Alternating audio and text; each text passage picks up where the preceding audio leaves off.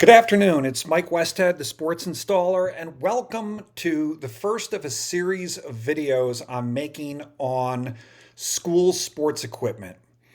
Now, these videos aren't for the homeowner because none of this equipment I recommend for home.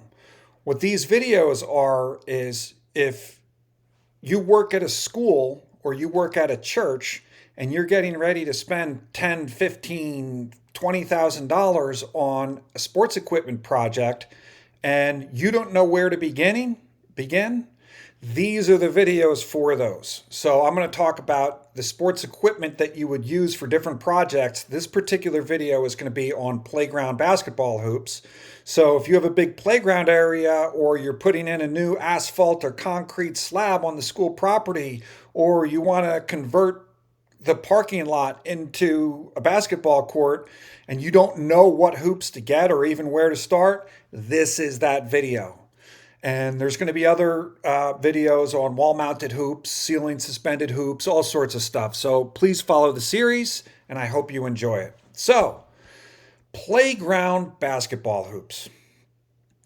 First off, I'm a dealer for several manufacturers, and they're all great, and they all sell the same stuff, and they're all basically priced the same. I'm a dealer for several of them, so if you have any questions, give me a call. I'm happy to help. But I'm going to be using the First Team website just because it's the easiest to learn from and kind of scroll through and show you. Some of the other websites like Garrett or JPro, like you literally have to be a dealer to understand what the different products and pictures are.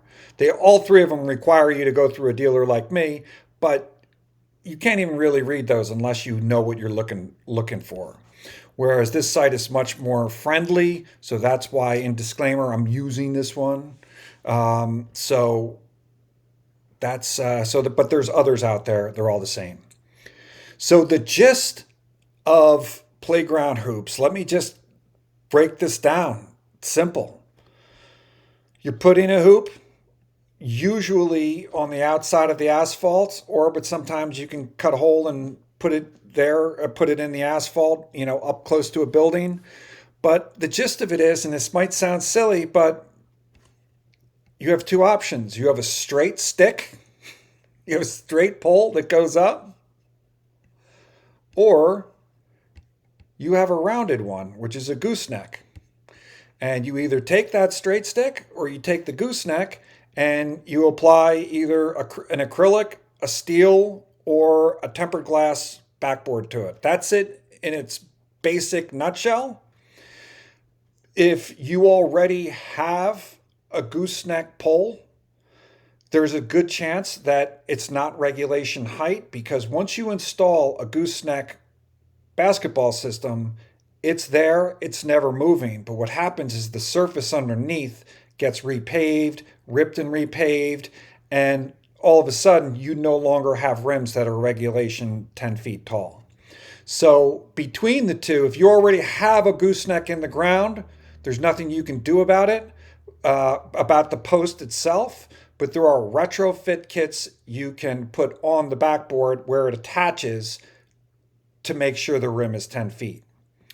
But your best move is, if you don't have hoops yet, is to not make that mistake in the first place. So what you do is you do the straight post and you attach an extension arm to that post. So in the event that the surface height changes in the future, you just have to adjust the mounting point. Now, I hope that makes sense. So there's varying degrees in both sides. So that's the raw basics. Straight stick, gooseneck. You either adjust on the straight or you adjust at the backboard. From there, it's just a question of how big of a hoop do you want and how big is your budget? Because in both scenarios, whether it's the straight pole or the gooseneck, it's all pretty much the same. You start with small acrylic, work your way up to tempered glass on these systems. And on these systems, you start with steel. You can go steel, aluminum, acrylic, or tempered glass. You just kind of work your way up. And so that, without going into the nuts and bolts of each system, that's the nuts and bolts. That's the general overview of playground systems. So again, you go with the straight stick. You just shuffle up and down to make it 10 feet. But in the event you have a gooseneck that's not regulation, they have products which are referred to as retrofit kits. And what you would do is you'll see this kit with vertically slotted holes. You would attach that to the base plate. It adjusts up and down, and that gets you your regulation height of 10 feet. So that's it on the playground basketball hoops. If you have specific questions on specific units, give me a call. Like this one's great for a small little slab or a small little parking lot because it only has a 2-foot overhang. This guy's got a 3-foot overhang, 52-foot overhang. It starts getting a little more beefy. If you have a pre-existing post that you don't know what to do with, well, guess what? You just attach this to it.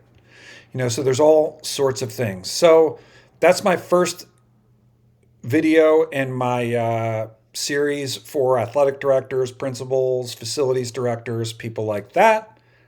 I hope you enjoyed it. Go to sportsinstaller.com and hit me up with questions.